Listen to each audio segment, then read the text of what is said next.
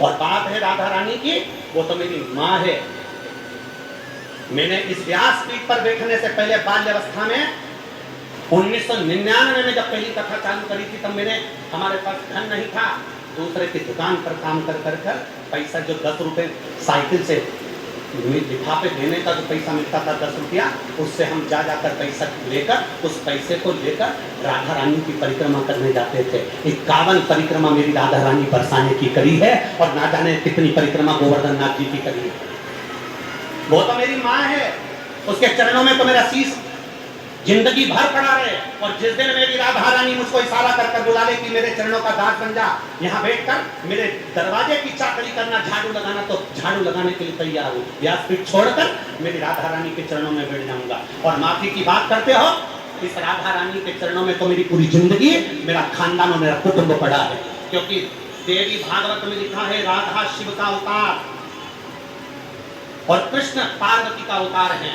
मेरे शंकर का स्वरूप मेरी राधा रानी, मेरे गोवर्धन नाथ, मेरा ब्रज उससे बिसराता नहीं है।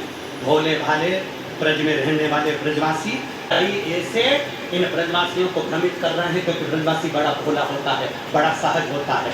हाँ, आज उन ब्रजवासियों में कुछ लोग ऐसे घुस गए हैं जो इस शिवपुराण का विरोध करना चाहते हैं, इस व्यासपीठ का विरोध करना चाहते हैं, प्रदीप मिश्रा का विरोध करना चाहते हैं। वो लोग राधा रानी की आड़ में बदनाम करना चाहते हैं, और ब्रजवासी इतना भोला है कि वो समझ नहीं पा रहा। आप कहो जिस दिन राधा रानी के चरणों में आकर दंडवत कर लूं, आप बोलो जितने दिन तक राधा रानी के चरणों में पड़ा रहूं, मेरी माँ है वो, उससे मेरा बैर नहीं है।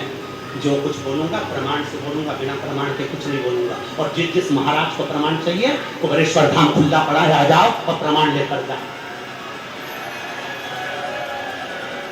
जिसको प्रमाण चाहिए, कुबेरेश्वर धाम खुला पड़ा है। राधा नाम क्या होता है? मेरे सीहोर की एक गली में जाकर पूछना कि राधा नाम कीर्तन कैसा कराया। राधा नाम क्या है? कई सालों से 51 परिक्रमा जब तक राधा रानी के बरसाने की करी, तो उस उतने वर्ष तक राधा नाम कीर्तन एक एक बच्चे के मुख पर राधा राधा जपा दिया। मेरी सिद्धपुर भूमि सीहोर का एक एक बच्चा जानता है कि राधा का नाम क्या है।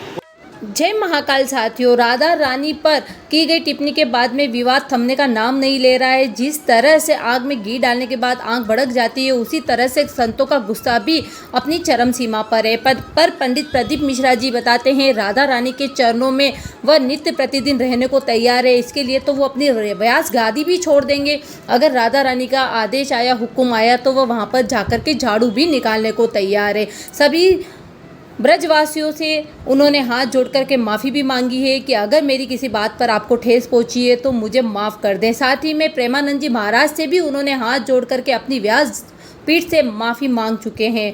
तो बस इतना बड़ा मन है उनका, जब माफ़ी ही मांग चुके हैं तो बवाल किस बात का। अब संतों को चाहिए कि बवाल को थाम करके एक साथ एकजुट हो जाएं। सनातन धर्म एक है। अगर इसी तरह से लड़ाई धर्मों में होती रही, संग्राम युद्ध होता रहा धर्मों में, तो एक राष्ट्र, हिंदू राष्ट्र की कल्पना करना तो मुश्किल हो जाएगा। हिंदू राष्ट्र बनाने के लिए एक होना बहुत ज़रूरी है। तो चाहिए संतों को सनातन धर्म को एक रखें, एकजुट रखें।